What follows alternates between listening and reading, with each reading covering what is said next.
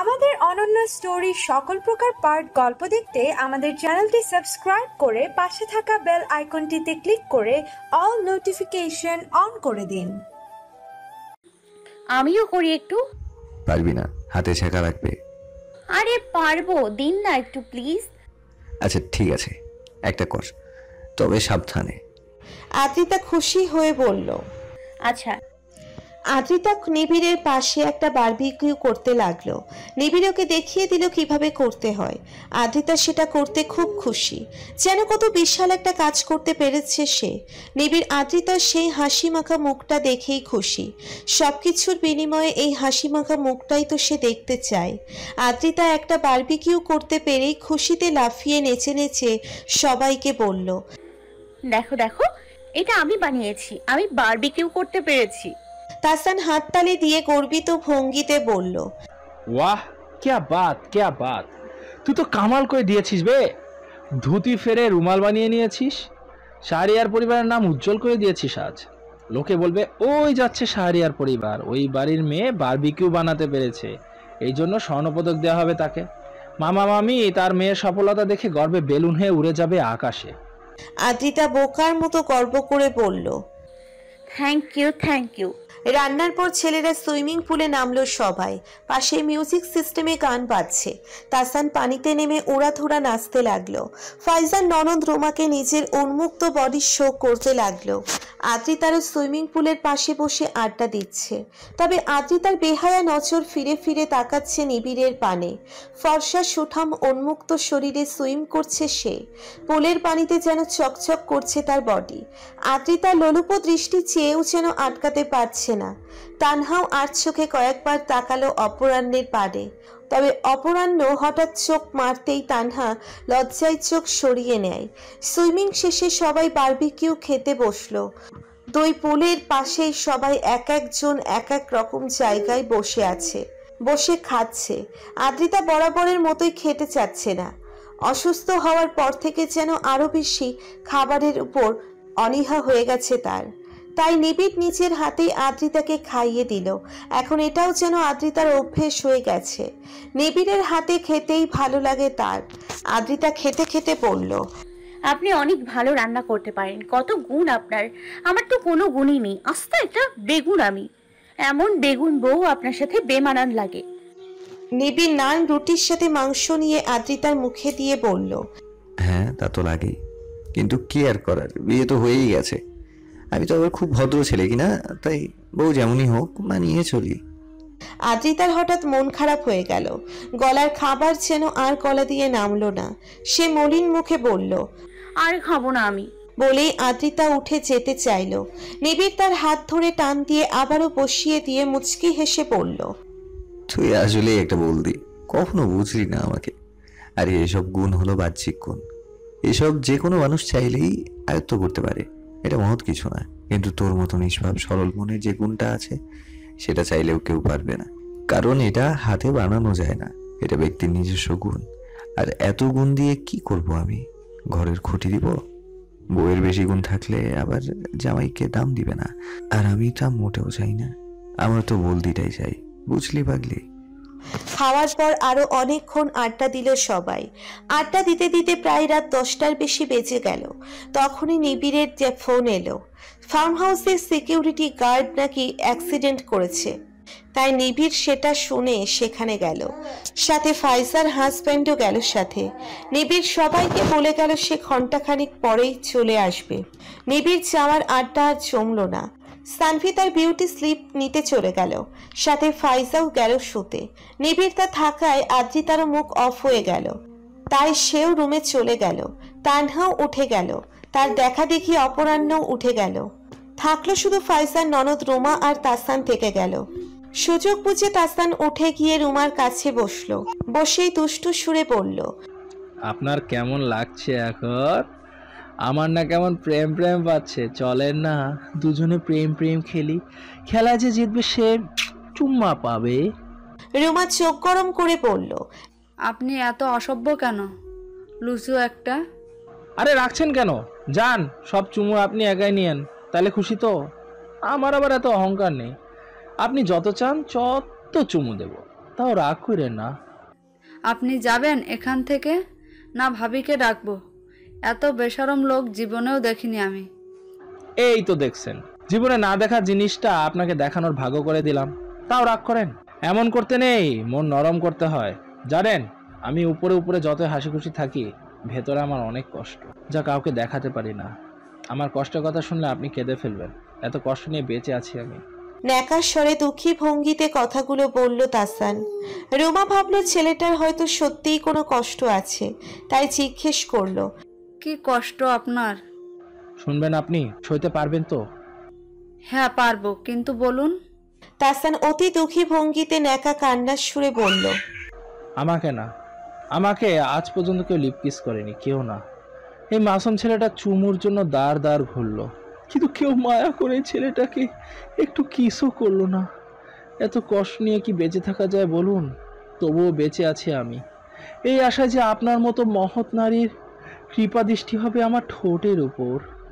রাগে কটমট করে রুমা বলল, আপনি সত্যিই একটা ফালতু লোক, ডিসকাস্টিং। বলেই ধূপধাপ পা ফেলেই চলে গেল রুমা।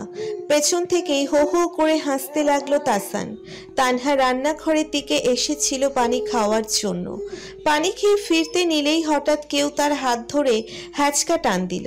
তানহা চমকে উঠে চিৎকার করতে নিলেই অপরাহ্ন ফিসফিস করে বলল, হ্যাঁ আমি। তানহা কিছুটা ভীতু গলায় ফিসফিস করে বলল, আপনি এখানে কি করছেন? আগে এসো আমার সাথে। বলেই তানহার হাত ধরে চুপিসারে বাইরে নিয়ে গেল। বাইরে এসে বাগানের দিকে নিয়ে যেতে লাগলো। তানহা একটু ভীতু গলায় বলল, আরে কোথায় যাচ্ছেন? কেউ দেখে ফেলে কি হবে? আরে কিচ্ছু হবে না, তুমি আসো তো। অপরাহ্ন তানহাকে নিয়ে বাগানের একেবারে অন্য পাশে চলে গেল, যেখানে সামনে বিশাল জলাশয়। তার কিনারায় কাশফুল ভরে আছে, চাঁদের রূপালী আলোয় তা দেখতে অভূতপূর্ব সুন্দর লাগছে। সবচেয়ে মুগ্ধ হলো যখন কাশফুলের ভেতর থেকে ঝাঁক ধরে টিমটিম করে জ্বলতে থাকা জোনাকির দল উড়ে বেড়াতে থাকলো। তানহা তা দেখে অবিস্মরণীয় নজরে তাকিয়ে রইল। এত সুন্দর দৃশ্য দেখে অভিভূত হয়ে গেল সে। বিস্ময়ে মুখে হাত চেপে ধরল সে। অপরাহ্ন পেছন থেকে তানহার কোমর পেঁচিয়ে ধরে তানহার কাঁধে থুতনি রাখলো। থমকিত হলো তানহা, কম্পিত হলো ভেতর বাহির। অপরাহ্ন নাক ডুবালো তানহার চুলের ঘ্রাণে। এবার নিঃশ্বাসই বুঝি আটকে গেল তানহার। দুই হাতে নিচের জামা খামচে ধরল সে। অপরাহ্ন তানহার কানের কাছে লো ভয়েসে বলল, এই অপূর্ব প্রকৃতিতে আমার শ্যামকন্যা না হলে কি মানে? সে যে প্রকৃতির নিপুণ রূপ, তাই তো তোমাকে এখানে আনা থেকে নিজেকে আটকাতে পারলাম না। অদম কি খুব বেশি গোস্তাকি করে ফেলেছে তাতে? তানহা লাজুক হেসে মাথা নিচে করে ডানে বামে নাড়ালো। মানে অপরাহ্ন ভুল করেনি। অপরাহ্ন মুচকি হেসে বলল, হ্যাঁ, এভাবে লাজে রাঙা মুখ দেখে শুধু আমাকে ঘায়লি করে যাবে। এই মাসুম ছেলেটাকে আর কত জ্বালাবে? মা বিয়ে করার জন্য মাথা খেয়ে ফেলছে। কবে বিয়ে করবে আমাকে? তুমি বললে কালই মা বাবাকে তোমার বাড়ি পাঠাই। একদম না ডক্টর সাহেব, আমাকে বউ হিসেবে পেতে আরো 4 বছর ওয়েট করতে হবে আপনাকে, আমার এডুকেশন শেষ না হওয়া পর্যন্ত, এর আগে না। এর চেয়ে তো গলায় ফাঁসি দিয়ে দিতে, পিচ্চি মেয়েকে ভালোবাসার এই কুফল, যৌবনের জলাঞ্জলি। হাসলো তানহা, তারপর বলল, কে বলেছিল বাঁচতে? নিজের বয়সের কাউকে খুঁজে নিতেন। অপরাহ্ন হাতের বাঁধন আরো শক্ত করে বলল, কি করব? এই পিচ্চিটাই যে ডাক্তারকে পেশেন্ট বানিয়ে দিয়েছে, এখন তার অন্য কোনো পথ নেই। বলেই অপরাহ্ন তানহার কাঁধে আলতো করে চুমু খেলো। তানহা লজ্জার কবল থেকে বাঁচতে অপরাহ্নকে ছেড়ে জোনাকি পোকা ধরতে লাগলো। ছুটে ছুটে ধরতে লাগলো বাচ্চাদের মতো। অপরাহ্ন দাঁড়িয়ে মুগ্ধ নয়নে তা দেখতে লাগলো। সময়টাকে এই মুহূর্তে তার থামিয়ে দিতে মন চাইছে। সে মুহূর্তে শুধু তার শ্যামকন্যাটা থাকবে তার সাথে, তবে তার হলো কই। হঠাৎ চাঁদ কালো মেঘে ঢেকে গেল, আর দেখতে দেখতেই ঝুম বৃষ্টি শুরু হয়ে গেল। তা দেখে অপরাহ্ন দ্রুত তানহার হাত ধরে দৌড়ে বাসার দিকে চলে গেল। রুমে বসে মোবাইল টিপছিল আদ্রিতা। নিবিড় না থাকায় তার ভালো লাগছে না। তার কাছে আসা দেখলে হাত পা কাঁপে। আবার তাকে ছাড়া কিছুই মনও বসে না। হঠাৎ বৃষ্টির ঝমঝমা শব্দ শুনতে পেল আদ্রিতা। জানালার দিকে তাকিয়ে দেখলো খুব জোরে বৃষ্টি হয়েছে। উৎসুক হয়ে আদ্রিতা দৌড়ে ব্যালকনিতে এলো। ব্যালকনির গ্রিলের ফাঁক দিয়ে হাত বের করে বৃষ্টির পানি হাতে নাচাতে লাগলো। বৃষ্টি তার খুব পছন্দ, বৃষ্টি এলেই তার ভিজতে মন চায়, কিন্তু সোনা মা আর নিবিড় ভাইয়ার কারণে সে ভিজতে পারে না। তাদের মতে বৃষ্টিতে ভিজলে ঠান্ডা জ্বর হবে, কিন্তু আদ্রিতার যে ভিজতে খুব করে মন চায় তা একটুও বুঝতে চায় না তারা। সাদা শাড়ি পরে বৃষ্টিতে ভিজে টিপ টিপ বর্ষা পানি গানটার মতো নাচতে মন চায়। এটা তার অনেক দিনের ইচ্ছে, সেই ইচ্ছে আজ পর্যন্ত পূরণ হলো না তার। হঠাৎ একটা খেয়াল আদ্রিতার, আজকে তা আটকানোর কেউ নেই, সবাই শুয়ে পড়েছে আর উনি তো হসপিটালে। বৃষ্টি ছাড়ার আগে তো আর আসতে পারবে না নিশ্চয়ই, তার মানে আজই সেই মোক্ষম সুযোগ, আদ্রিতারও ইচ্ছে পূরণ করতে পারবে। ইয়েস ভেবেই খুশিতে লাফিয়ে উঠল সে। দৌড়ে রুমে এসে কাবার্ড খুলে সাদা রঙের শাড়ি খুঁজতে লাগলো। এখানে নূরের অনেক শাড়ি রাখা আছে, মায়ের শাড়িগুলোর মাঝ থেকে সাদা শাড়ি আছে নাকি তা খুঁজে দেখতে লাগলো। অতঃপর সে পেয়েও গেল। শাড়ি পেয়ে আরো খুশি হয়ে গেল সে। তবে পরতে গিয়ে হলো ঝামেলা, সে তো শাড়ি পরতেই পারে না, অন্যদেরও বলতে পারছে না এই বিষয়ে, না হলে সবাই উল্টোপাল্টা কথা বলে খেপাতে থাকবে। তাই অগত্যা আদ্রিতা আয়নার সামনে গিয়ে কোনো রকমে যা পারলো তাই পরে নিল। শাড়ি পরা শেষে ফোন হাতে নিয়ে বেরিয়ে ছাদের দিকে দৌড়লো। ছাদের দরজায় এসে ফোনে টিপ টিপ বর্ষা পানি গানটা চালালো। তারপর ফোনটা দরজায় কাছে সেফ জায়গায় রেখে বৃষ্টির মাঝে নেমে পড়লো। বৃষ্টিতে ভিজে গানের তালে তালে নাচতে লাগলো। আদ্রিতা ছাদে যাওয়ার 5-6 মিনিট পরই নিবিড় ফার্ম হাউসে ফিরে এলো। ওখানকার কাজ শেষ হওয়ায় দ্রুত বৃষ্টির মাঝেই ঘিরে এসেছে সে। আদ্রিতার জন্যই এত জলদি এসেছে। মেয়েটাকে বেশিক্ষণ একা রাখলেই তার চিন্তা হতে থাকে। গাড়ি থেকে নেমে দৌড়ে ঢুকলো ভেতরে। মাথার চুল ছাড়তে ছাড়তে রুমে ঢুকলো সে, কিন্তু রুমে আদ্রিতাকে না দেখে ভ্রু কুঁচকে এলো তারা।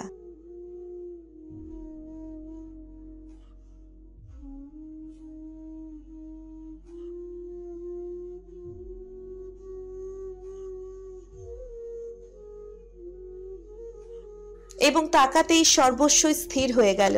বৃষ্টিতে সানন্দে ভেজা আদ্রিতাকে দেখে হরণ হলো শরীরের সমস্ত ক্রিয়া প্রক্রিয়া। বৃষ্টির পানিতে সাদা শাড়ি ভিজে লেপ্টে আছে তার কোমল শুভ্র অঙ্গে। পিঠময় ল্যাপটানো ভেজা চুল, মুক্ত দানার মতো ভেজা বদনখানে। সে যে নারী নয়, নিবিড়ের জন্য সে এক জ্বলন্ত আগুন, যে আগুন এই মুহূর্তে নিবিড়ের সর্বস্ব পুড়িয়ে ঝলসে দিচ্ছে। নেশার অতল গহ্বরে তলিয়ে নিয়ে যাচ্ছে তাকে, নিয়ন্ত্রণহীন করে দিচ্ছে তার সকল আয়ত্ত, বিবশ করে দিচ্ছে তার সকল স্নায়ুতন্ত্র। নেশার অতলে ডুবে অবিমোহিত নিবিড় মন্ত্রমুগ্ধ হয়ে ধীরে ধীরে কদম বাড়ালো মহিয়সী নারীর দিকে। চোখের নজরে তার তীব্র নেশার আবাসস্থল এই মুহূর্তে। আদ্রিতা নিজের মনে ঘুরে ঘুরে নেচে যাচ্ছে।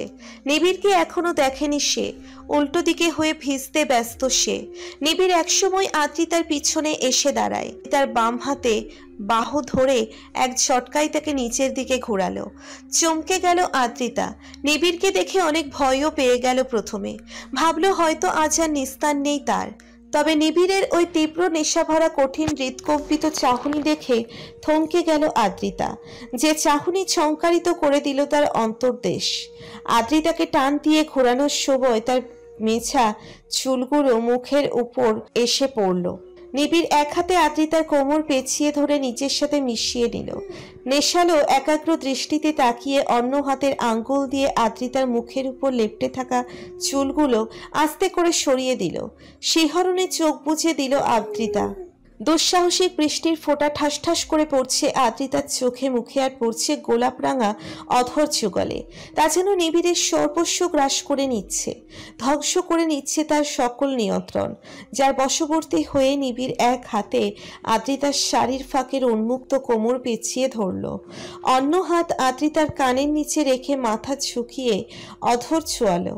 শিহরণে কম্পন সৃষ্টি হলো আদ্রিতার। কম্পিত আদ্রিতা নিজেকে টিকিয়ে রাখতে নিবিড়ের বুকের শার্ট খামছে ধরল, তবুও যেন কম্পনে অবশ হয়ে যাচ্ছে সে। আজ নিবিড়ের স্পর্শে অসীম উন্মাদনা উপলব্ধি করছে সে, এমনটা সে আগে কখনো উপলব্ধি করেনি। যেন আজ সে নিজের মাঝেই নেই। অধরের ক্রিয়া থামিয়ে নিবিড় আদ্রিতার কানের কাছে মুখ নিয়ে হাঁপাতে হাঁপাতে পড়ল, চারিদিকে এত পানি, তবুও কেন এত তৃষ্ণা হচ্ছে আমার? তৃষ্ণায় ভেতরটা খা খা করছে আমার। এই বৃষ্টির ফোঁটা কেন আগুনের ফোঁটার মতো আমার সারা শরীর ঝলসে দিচ্ছে? এ কোন আগুন লাগালি তুই? আমি পারছি না এই দহন সইতে। আমার শীতলতা দরকার পুতুল, একটু শীতলতা দিবি কি আমাকে? একটু শীতলতা। নিবিড়ের এমন হৃৎকম্পিত কথায় আদ্রিতা যেন মৌন হয়ে গেল।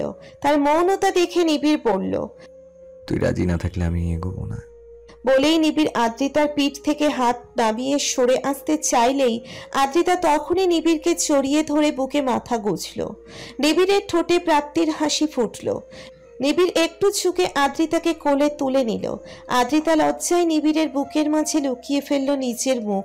নিবিড় আদ্রিতাকে নিয়ে এলো তার রুমে এসে পা দিয়ে ধাক্কা দিয়ে দরজা লাগিয়ে দিল। রাত তখন 2টা প্রায়। নিবিড় আদ্রিতাকে কোলে নিয়ে বসে আছে ব্যালকনিতে। নিবিড় খালি গায়ে, শুধু প্যান্ট পরা, আর তার শার্ট এখন আদ্রিতার গায়ে জড়িয়ে আছে। আদ্রিতার পিঠ নিবিড়ের বুকের সাথে লেপ্টে আছে। নিবিড় পেছন থেকে আদ্রিতাকে কোলের মাঝে জড়িয়ে ধরে আছে। আদ্রিতার চুলের ঘ্রাণে মাতোয়ারা হতে ব্যস্ত সে, সাথে আদ্রিতার গলা কাঁধে অধর ছোঁয়াতে ব্যস্ত। আদ্রিতা লাজুক স্বরে বলল, আপনি না গিটার বাজানো শেখাবেন আমাকে? এই বুঝি শেখানো হচ্ছে, প্লিজ শেখান না। ফার্ম হাউসে ওদের রুমে আদ্রিতার গিটার রাখা ছিল। আদ্রিতা সেটা কোলের মাঝে নিয়ে বসে আছে নিবিড়ের কাছে গিটার শিখবে বলে। কিন্তু নিবিড়ের মোহ থেকে বের হতে পারল না। নিবিড় অন্য কাজে মন দিবে। আজ আদ্রিতাকে প্রচন্ড একা করে পেয়ে যেন এই মোহ আরো বেড়ে গেছে তার।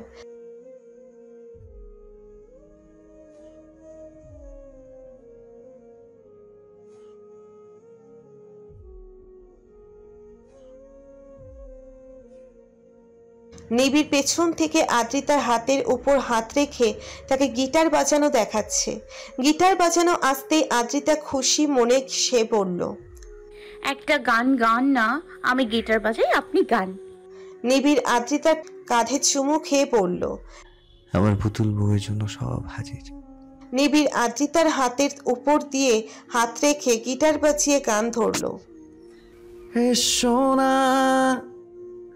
ভাসি প্রেমের সাগরে মোহনায়, কতটা দূর নেই জানা। প্রেম সে তো বাধা মানে না, মানে না। প্রেমের সাগর ভেজা চাদর তোমার মাঝে নাও আমাকে, নিবিড় করে বাসব ভালো, ভীষণ আদর দেব তোমাকে। আকাশের সীমানায় গধূলির সাজ তোমাকে বলে দিয়ে যায় ঠিকানায়। ও